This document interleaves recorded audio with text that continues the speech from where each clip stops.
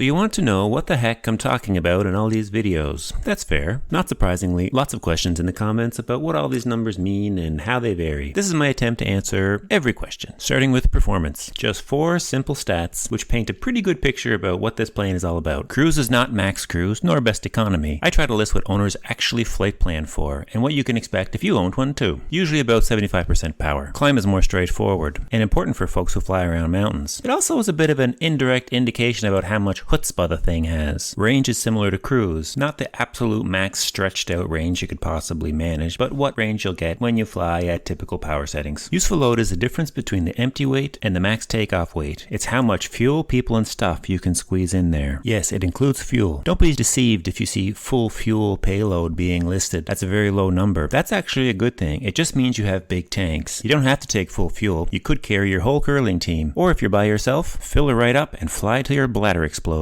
Purchase price is what it is. It's the range of all the reasonably priced airplanes. I don't include things like damaged or project planes, and I don't include the God's gift to aviation delusional seller planes. Also, some planes are still for sale new. I don't include the super max option whaleskin hubcaps and big brown baby CLI headlights. Just what an average optioned plane would go for brand new at the high end, and what the inexpensive high time use planes go for at the low. Okay, into the weeds. First of all, fixed costs are per year and variable costs are per hour you fly. Insurance prices vary. You could have comprehensive insurance which covers you, your airplane, whatever you crash into, and a lot of crap that can happen on the ground like fire, theft, vandalism, etc. You could also have liability only insurance which only covers whatever you damage that you don't own, and in some places you don't need any insurance at all. Your experience in the type of plane is also a huge factor. For these videos, I count for a pilot who has about 200 hours experience in a similar airplane. That means the insurance company will actually insure him plus a bit more. If you buy a twin to get your multi-engine rating, you're going to pay more than what I list, and if you're a retired 747 captain and get liability only insurance, well, you're going to pay a lot less. Hangars another big variable. Hangars come in all shapes and sizes. Well, actually they only come in 2 shapes, T and rectangle. A T hangar is very efficient. It's a box shaped like an airplane and they go together really well. Rectangular hangars are better for putting couches and beer fridges. Most T hangars are about 40 feet wide and about 30 to 35 feet deep. If your plane exceeds these dimensions, you're going into the big boy hangars and the costs explode. The biggest variable to hangar cost is its location. The closer you are to a major urban center, the more expensive it will be. If your home airport is 100 odd miles outside of Palookaville, you're probably going to save some money. But if you live in Miami, it's going to hurt. Fuel comes in 2 flavors, jet fuel and avgas. There's a bunch of types of jet fuel, but I'll just say jet fuel. Avgas is usually a little more expensive. Though for these videos, I account for $5 gallons for both. And yes, that price actually fluctuates quite a bit, especially this year. But for the sake of comparing apples to apples, I leave it at $5 rather than taking the price of the minute every time I put out a new video. If your local airport is selling avgas for $8, well, you can adjust that accordingly. Though, even in these times of extremely high avgas prices, according to Foresight fuel prices, you can still find sub $5 gallons around. Reserve cost goes like this. An airplane engine will last so long before it has to be taken apart and overhauled. These overhauls are expensive. Manufacturers of engines give us a TBO, which stands for time before overhaul, the time they estimate the engine will run between overhauls. Duh. If the overhaul costs $30,000 and the TBO is 2,000 hours, that means that every hour the engine runs, you are $15 closer to that $30,000 overhaul. Now, those are estimates. Engines could last much longer or less, depending on all kinds of factors. But when it comes to determining the value of the engine, it's pretty straightforward and uses the formula I just described. Fun fact, once an engine reaches its TBO, it's considered a run-out engine and stops losing value the more it runs. That same engine in our example would be worth the same at 2,000 hours as it would at 2,300. Annual cost and maintenance is definitely the toughest to estimate. First of all, annual means the mandatory annual inspection that certified planes must undergo, well, annually. Experimental planes have to go through an inspection also. It's called a condition inspection, and in some places the owner can do it themselves. Certified planes require somebody with some kind of a license depending on your jurisdiction, which makes it more expensive. The actual inspection will cost less than the prices I list here, but something always needs to be fixed. And the more you fly, the more it's going to cost, both at annual and miscellaneous fixes through the year. So for calculating the expense of maintenance and annual, you can assume to pay at least the annual price plus the maintenance price times how much you fly in the year. It's not perfect, and the problem is that every year is the exception to the rule, though over the long run you may find that your maintenance costs average out somewhere in this ballpark. But like I said, the most difficult expense to predict. After that, we just add it up and we can find all these juicy details at the end. Hopefully these details allow you to come up with an even more accurate cost estimate for your specific situation. And holy hell, you made it to the end. That's the numbers explained. Thanks for watching, and especially thanks to the channel members who make this channel possible. See you in the next.